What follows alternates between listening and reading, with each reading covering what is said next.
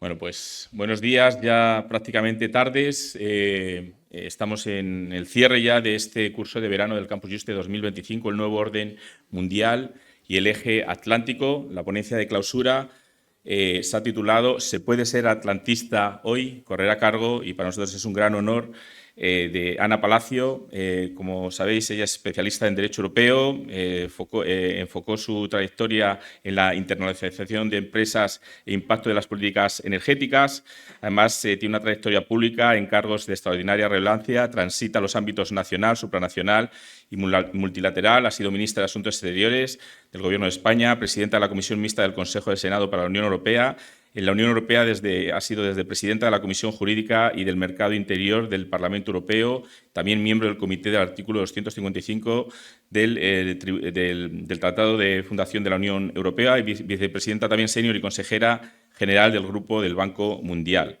Además, secretaria general del Centro Internacional para el Arreglo de Diferencias de Inversiones, y en la actualidad compagina su labor de abogada internacionalista y profesora visitante en la Universidad de Georgetown. Para nosotros es un gran honor tenerla aquí con nosotros y, sin más dilación, porque el tiempo apremia, y dándole la bienvenida a este Campus Juste, tiene la palabra.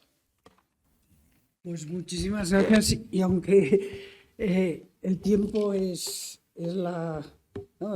escaso y por lo tanto hay que administrarlo, muchas gracias a la Fundación Juste y a la Universidad por haberme invitado. Lo que siento es estar en este último momento que estás entre lo que ha sido una reflexión larga y fecunda y la liberación de todos los estudiantes que ya culmináis el trabajo. Vamos a ver, yo he escogido y le he dado un título polémico porque me parece que hay que entrar, lo decía Cayetana, yo creo que estamos en un momento en que no se puede seguir con paráfrasis, con imágenes. Hay que ser claro, decir la verdad, ser claro en lo que se dice, no andar con disfraces. Y esto es un poco la idea de estos minutos, que no pasa esto. A ver, ¿qué pasa? Bueno, vamos a ver. Estos son las 6 puntos. ¿Qué sucede hoy? Bueno, pues lo que sucede hoy depende de lo que es el mundo de ayer y lo que emerge como mundo de hoy. De la Unión Europea, el futuro de la Alianza Atlántica, y mi conclusión es: seamos realistas. Y cuidado, en ese seamos realistas, yo suscribo y siempre lo digo, no seamos los europeos y los españoles en particular, somos extraordinariamente autoflagelantes. No, lo que hemos hecho es una aventura extraordinaria, probablemente la más interesante que se ha hecho en la segunda mitad del siglo XX, no probablemente, sin duda, y tenemos que mirar al futuro, que mirar la realidad que nos rodea desde esa seguridad. Me pasáis, porque esto no me funciona. Pasáis a la siguiente. Vamos a ver, ¿qué sucede en el mundo? Primero, y si algo tiene que quedar claro, y yo creo que ha quedado claro ya con lo que yo he escuchado, estamos en un parteaguas entre el mundo de ayer y un nuevo mundo que emerge. Ese mundo que ha estado con nosotros y que nos ha dirigido desde el final de la Guerra Mundial, cuando se construye este orden internacional basado en reglas. Y creo que ese basado en reglas es lo importante. Yo evidentemente suscribo, liberal, por supuesto que sí, pero lo que es importante basado en reglas. ¿Por qué? Pues porque en última instancia tenemos que hoy saber que hay que llegar a transacciones claras, en particular con China. No sé si nos dará tiempo de verlo. No voy a entrar en estos momentos, la época de la Guerra Fría, cómo va consolidándose este mundo, este orden internacional basado en reglas, ese momento americano, esa Pax Americana, que se empieza a erosionar antes, pero siempre se suele citar la guerra de Irak, la guerra de Afganistán. En realidad hay un hecho, y es la entrada de China en la OMC en 2001, que es lo que verdaderamente cambia. ¿Y cuándo se ve lo que ha cambiado? En el 2008. ¿Por qué? Porque coincide la gran inauguración de los Juegos Olímpicos en Pekín con la crisis de Lehman Brothers. Y ahí está, creo que si hay una conversación que define el cambio del mundo, es la conversación del homólogo chino, y me perdonaréis que ahora se me ha ido de la memoria, con Hank Paulson, que era entonces el Tesoro americano, y que le dice, y eso está referido, Hank, nosotros hasta ahora os veíamos como modelo económico, comprenderás que a partir de ahora no, es el comienzo de la gran crisis financiera y económica, y China deja de tener esa filosofía deng xiaopiniana de ir por la sombra, guardar el tiempo y nunca mostrar fuerza, y ya se deja ver con toda su... Pero ahora entramos, y yo evidentemente a partir de la quiebra de Ucrania, a partir de 2008, es una cuestión importante, de la misma manera que también ha cambiado el mundo la disrupción de las cadenas de suministro en el COVID. Durante el COVID nos fue evidente que esa globalización que se tenía por feliz no iba de suyo, que algo como era la situación de COVID, que no era un enfrentamiento entre grandes potencias, se nos llevaba. El mundo de hoy se diferencia del mundo de ayer, pues se ha dicho, en que en el mundo tal como lo conocíamos, por supuesto que había guerras, había conflictos, se faltaba ese orden internacional basado en reglas, por supuesto que sí, pero en última instancia estaba ahí como referente, y esa idea de referente funciona. Si yo lo tuviera que resumir, pensaba, ¿cómo concentro todo esto? Bueno, pues hemos pasado de un paradigma de paz, prosperidad, comercio internacional reglado, que era lo que ha mandado en el mundo, lo que ha definido el mundo progresivo, el mundo desde... Pues progresivamente con esos pasos de Guerra Fría a Pax Americana, con todo lo que queramos, pero los términos, los conceptos que lo han definido, es esa idea de la paz. A la paz no se lleva de cualquier manera, se llega a través de la prosperidad, y a la prosperidad a través del comercio reglado. Detrás de eso, ¿qué está? Pues la idea de que el actor fundamental es el individuo, y son individuos con dignidad humana. El objetivo es la libertad y la racionalidad crítica. Hoy lo que vemos emerger es, más que paz, lo que se busca es un equilibrio entre grandes potencias. Por cierto, entre grandes potencias que parece que se reparten zonas de influencia. Sin ir más lejos, por supuesto, la visión trumpiana es, a mí mi obsesión es China, me importa China, Europa no me importa, y lo que sí que me importa es la dimensión hemisférica. Desde Groenlandia hasta Canadá, Estado 51, México, tal como lo ve, Panamá, etc. Es esa idea de equilibrios que, oye, que a Putin, bueno, vamos a ver cómo llegamos a esos equilibrios entre potencia para conseguir un orden, un cierto orden en el mundo, un cierto orden que nada tiene que ver con lo que teníamos hasta ahora. Se ha hablado de la tecnología. Yo creo que la tercera palabra que hoy emerge es la tecnología. La vemos emerger por todas partes. Debajo, ¿qué hay? Pues donde decíamos individuo, dignidad, hoy tenemos grupo, identidad. Eso es lo que emerge. La importancia, la relevancia, y no voy a elaborar sobre ello porque evidentemente lo que ha dicho Cayetano va en ese mismo sentido. Frente a libertad emerge seguridad como bandera, y frente a la racionalidad crítica lo que emerge es la idea del precedente, esa filosofía confuciana que Eleanor Roosevelt apunta, porque ese párrafo curiosamente termina con una exclamación, como diciendo, pero hombre, no, aquí estamos haciendo una cosa que es la Declaración Universal de Derechos Humanos. Bien, yo para ilustrar esto voy a una imagen del año 41, porque todo esto que siempre hablamos de Bretton Woods y hablamos de, ¿me pasáis?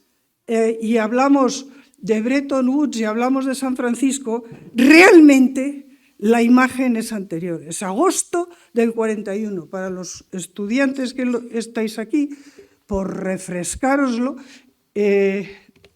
las tropas hitlerianas están en toda Europa. No se puede atravesar el Atlántico porque, en el sentido que hay una extraordinaria inseguridad y realmente las cosas pintan muy mal en la guerra en Europa. Acaba de invadir finales de junio, el 22 de junio, Rusia, y se puede ver una Darkest Tower.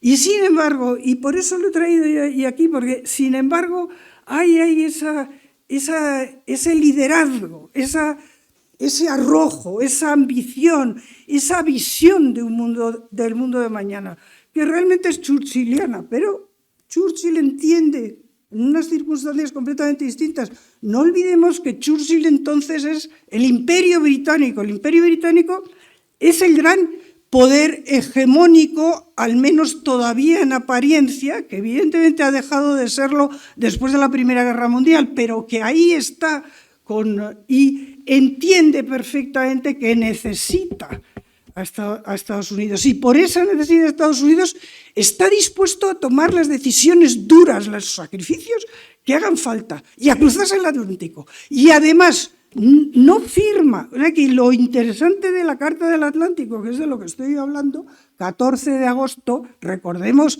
que Estados Unidos entra en guerra cuando atacan Pearl Harbor, que todavía entonces en Estados Unidos hay una idea de que, oye, eso es asunto europeo. Y todas estas cosas, por supuesto, en un mundo completamente distinto, pero resuenan. Y por ello tenemos que aprender de lo que son los gestos, la lucidez, la ambición, el arrojo que hay en esta situación.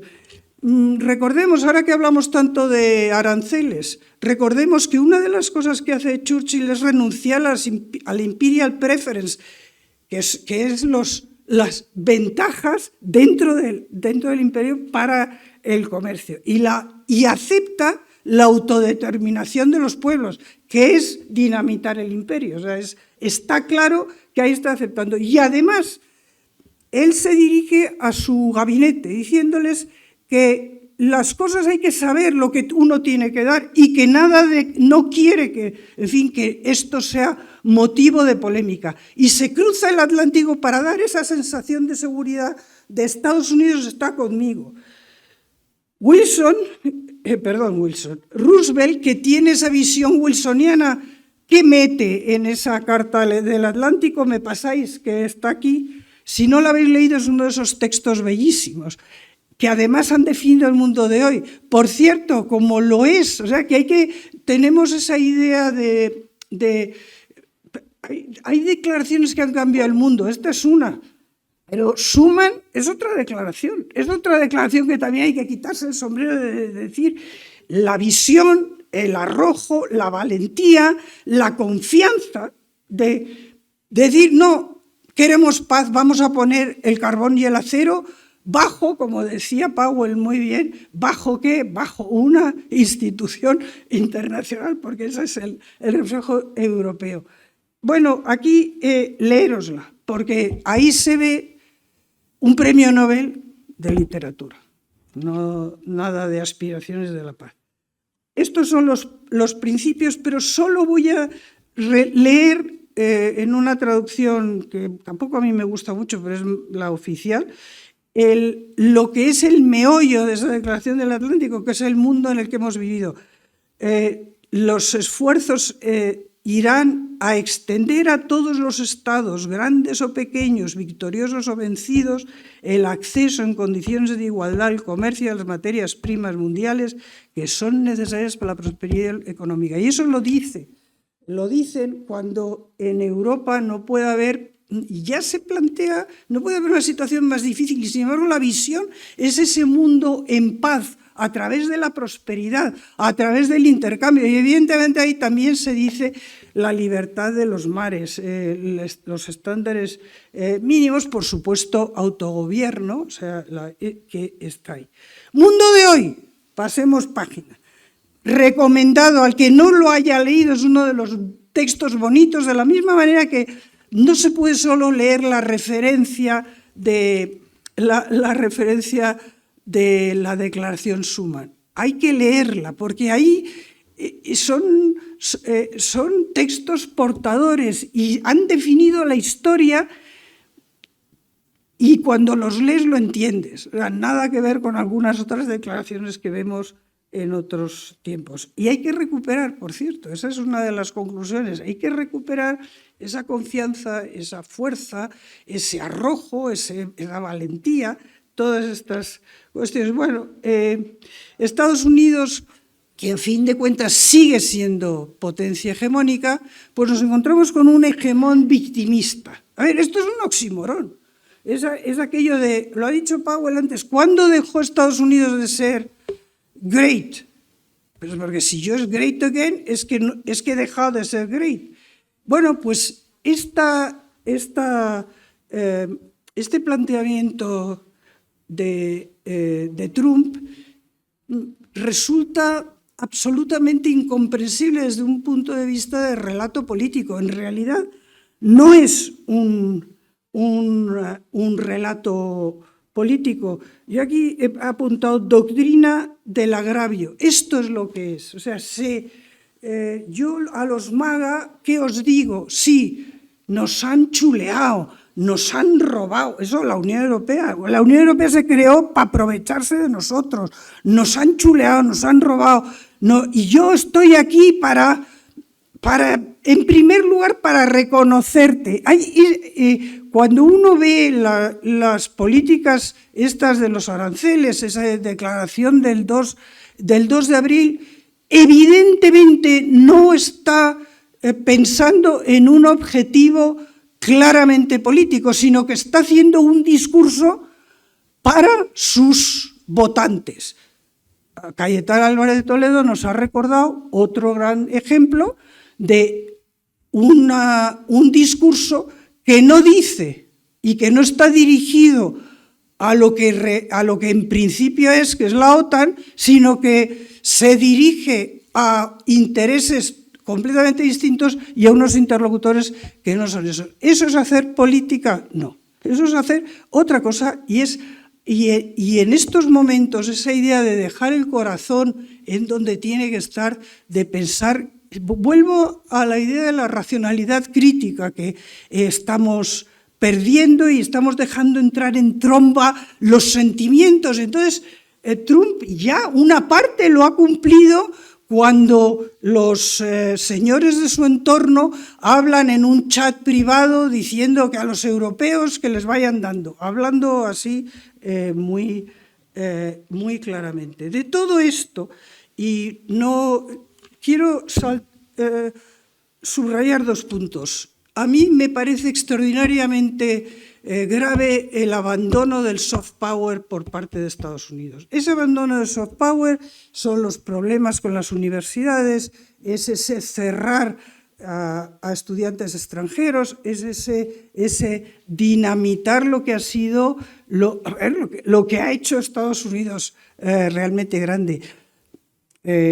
Es, por otra parte, hablando en el campo de los instrumentos de la política exterior, es suprimir USAID. USAID, que por cierto, programas de USAID los está recuperando China.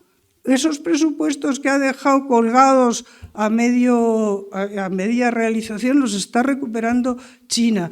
Y es algo que no se puede entender.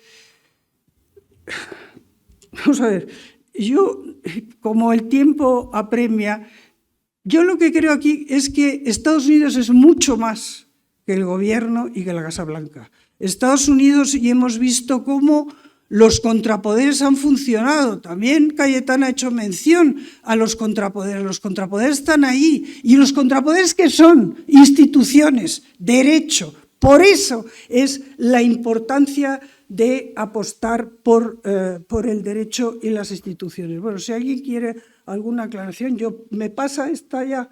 A ver, Unión Europea. Vamos a ver, en este marco de inestabilidad parece que tenemos la emergencia de algo que es Occidente, the West contra the rest, o Occidente contra el sur global.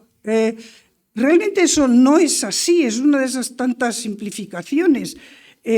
Primero, Occidente lamentablemente no está unido, y ahí la importancia de Iberoamérica, de Hispanoamérica. He dicho antes que han estado en el origen de todo esto y tienen una importancia también como puentes a África, como que no han tenido voz en esto, en esa necesaria refundación que tenemos sin pensar.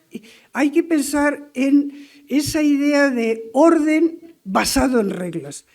Y yo aquí, por supuesto, tenemos que hacer parar en la Unión Europea. La Unión Europea, lamentablemente, seguimos siendo, pues, políticamente no alcanzamos, no tenemos. Estamos ante decisiones muy graves, se ha hablado, la defensa, tenemos que estar ahí. ¿Eso va a costar cuánto? Pues mire, las estimaciones que hacen los expertos son unas. Usted dice que lo va a conseguir más barato porque, dice, estoy citando al presidente de gobierno en su rueda de prensa después de la reunión de OTAN, porque sus amenazas vienen del sur y son de inmigración, y el otro, y llega a decir, estoy parafraseando, el que tenga Rusia, Rusia, entendido en términos europeos, si no entendemos que Rusia es una amenaza común, entonces no entendemos lo que es Europa, porque ese es el principio de la solidaridad, al que nosotros hemos hecho, por cierto, al que hemos contribuido mucho y al que nosotros hemos hecho alusión en muchos casos. ¿Cuál es el problema de la Unión Europea? Pues que vive en el mundo de ayer, sigue viviendo en el mundo de ayer. No es consciente en la Unión Europea, cuando uno ve los debates, a Cayetana apuntó antes, la Unión Europea tenemos una Green Deal, una agenda verde que tenemos que revisar. ¿Y por qué la tenemos que revisar? Porque la agenda verde tenía su sentido en el año 19, pero en el 22 se nos puso patas para arriba, por decir solo una cosa. La agenda verde daba por hecho la seguridad energética, la daba por hecho, y solo se preocupaba de la sostenibilidad. Y eso España es un ejemplo paradigmático de esa idea de dar por hecho la seguridad energética y ocuparse de la sostenibilidad. Eso en el mundo de ayer, bueno, podría tener su lógica que por supuesto los africanos nos decían, pero oiga, a mí me dice que me descarbonice, me decía a mí un amigo mío mozambiqueño. Déjeme que me carbonice un poco antes, ¿no le parece? Ese tipo de cosas. Nosotros no financiábamos generación por gas, generación de electricidad por gas a países como Senegal o Mozambique, a quienes les comprábamos el gas para nosotros generar electricidad. Ese tipo de, pues de paternalismos, ese tipo de situaciones que ustedes, igual que han saltado al teléfono móvil, olvídense de los fósiles. No, pero mire, que es distinto, que es que una apuesta por solo renovables no es posible un desarrollo. O sea, las renovables tienen un papel importantísimo, pero se necesita electricidad de base. Y el ejemplo pues lo hemos tenido hace relativamente poco en España. Ese tipo de actitudes de dar lecciones por el mundo, desde la idea de que Europa tenía un modelo que era el mejor y que iba a dominar el siglo XXI, pues tenía su lógica, ojo, en el año 2008, es decir, con la Unión Europea ampliada, no es las comunidades europeas a las que se une España, no, en 2008, ampliada la Unión Europea incluso a Rumanía y a Bulgaria, todavía teníamos un peso equiparable económico al de Estados Unidos. Ahora pesamos pues la mitad. Esa es la situación en la que estamos. Y lo que se podía decir de la Unión Europea en 2008, pues obviamente el mundo no ha ido por ahí, no ha ido por completar esa visión de un mundo free of fear and want, que era la visión de la Carta del Atlántico. Y por lo tanto nosotros tenemos que entender que en estos momentos, si la Unión Europea necesita, con ir no a los grandes principios, sino a los presupuestos, a los dineros, ¿tenemos que invertir en defensa? Sí. ¿Tenemos que invertir en lo que Draghi ha llamado competitividad, que en realidad no es competitividad, es productividad? Sí. Oiga, ¿no tendremos que revisar de verdad la Agenda Verde? Pues parece que sí. Y en fin, se ha hablado de Iberoamérica. Una de las cosas, porque las revisiones que las estamos haciendo por la puerta de atrás, sin asumir que es que el mundo ha cambiado, que a los ciudadanos europeos hay que decirles, el mundo ha cambiado y por lo tanto nuestros grandes buques insignia los tenemos que acordar a ese nuevo mundo. Hemos parado por la vía de atrás una directiva sobre deforestación que a mí me lo han dicho desde Colombia a Guyana, desde Senegal, que es que el que había hecho ese texto no había visto un bosque en su vida. Probablemente sea verdad. Tenemos el CBAM, el impuesto en frontera compensatorio del CO2, que también lo estamos viendo a ver cómo por la puerta de atrás, sin aceptar que es que, mire usted, algo tan sencillo como eso, el mundo ha cambiado. Pues, oiga, las políticas que nosotros habíamos pensado para el mundo ayer hay que adaptarlas. ¿Quiere eso decir dejar toda la agenda verde? No, pero lo que tiene que querer decir es tener una visión realista adaptada al mundo de hoy. Bueno, vamos llegando a nuestra relación transatlántica, que evidentemente hoy está muy definida por la OTAN. Aquí se habla de refundar. Lo primero que tenemos que nosotros hacer es refundar la relación con OTAN, porque es verdad que hemos vivido del paraguas defensivo de los Estados Unidos. Y eso de nuevo tenía su razón de ser. ¿Por qué se establece la OTAN y se echa a andar de la forma que se echa a andar? Pues porque el continente europeo era un continente destrozado, sin fuerza económica. ¿Qué pasa ahí? Pues que al evolucionar, al cambiar, los europeos hemos seguido meciéndonos, no solo los liberales, meciéndonos en esto. Oye, ya va bien que paguen ellos, ya va bien, nosotros hacemos nuestro estado de bienestar, no gastamos en seguridad. Y esto es una asignatura pendiente. Yo personalmente, y yo sé que se ha dicho antes, pero yo se lo he oído comentar a Madeleine Albright, personalmente. Hombre, a Kissinger, que por cierto nunca dijo lo del teléfono, eso me lo ha dicho él a mí. No, nunca lo dije, pero como no me parece una tontería, pues no lo he contrastado, se lo he oído decir a ellos.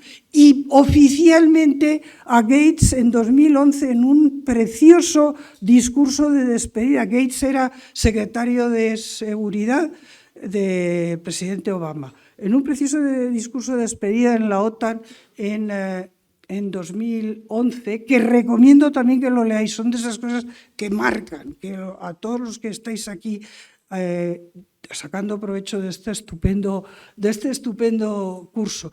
Y lo que es lamentable es que ha tenido que venir alguien que nos ha dicho lo mismo, pero de malos modos y encima con ese regusto anti-europeo que tienen todas las intervenciones de Trump y su entorno.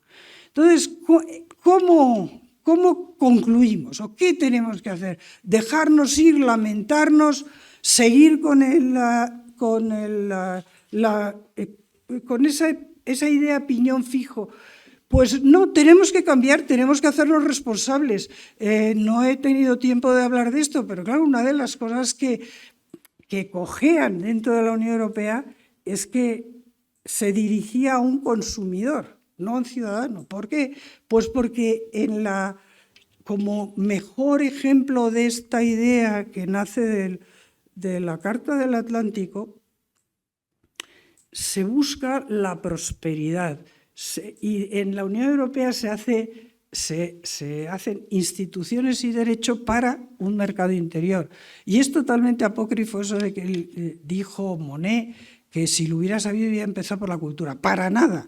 Eran los tiempos. Es que todo el mundo entero estaba en esa dirección de las personas. Cuando hay prosperidad no hay guerras. A la paz se llega por la prosperidad, cuando no haya ni fear ni want, ni miedo ni hambre. Y esto está citado en cantidad de documentos de la Unión Europea, esa misma idea de la prosperidad compartida. Pero claro, la prosperidad es mercado y el mercado no es ciudadano. En la Unión Europea se enlaza con la ciudadanía a partir de Tampere, a partir de las reformas cuando se entra en el espacio de libertad, seguridad y justicia, que ahí sí te diriges al ciudadano. Dicho todo esto, la Unión Europea es un grandísimo invento, es el gran invento de la segunda mitad, y eso los que lo tenemos que recordar somos nosotros, porque alguien, me parece que ha sido Charles Powell, sales por el mundo y incluso antiguas colonias, yo estoy en las COP, por ejemplo, entonces me dicen, qué horror lo que hacéis vuestra política energética no tiene, pero queremos seguridad jurídica.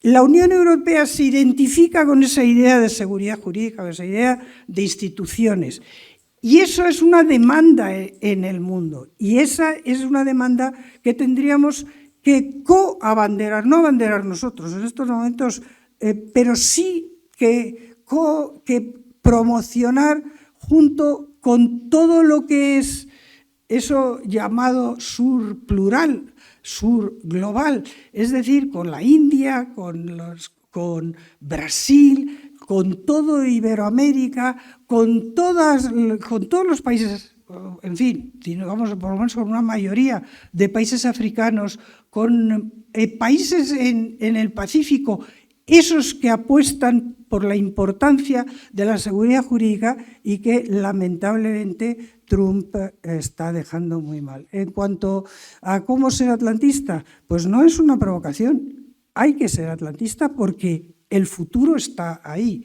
el futuro que no es Trump, el futuro que es una relación refundada con los Estados Unidos y un reposicionamiento de la Unión Europea confiando en lo que son nuestras fuerzas que están ahí, que son muchas y que se resumen en eso, la idea de derecho e instituciones. Gracias.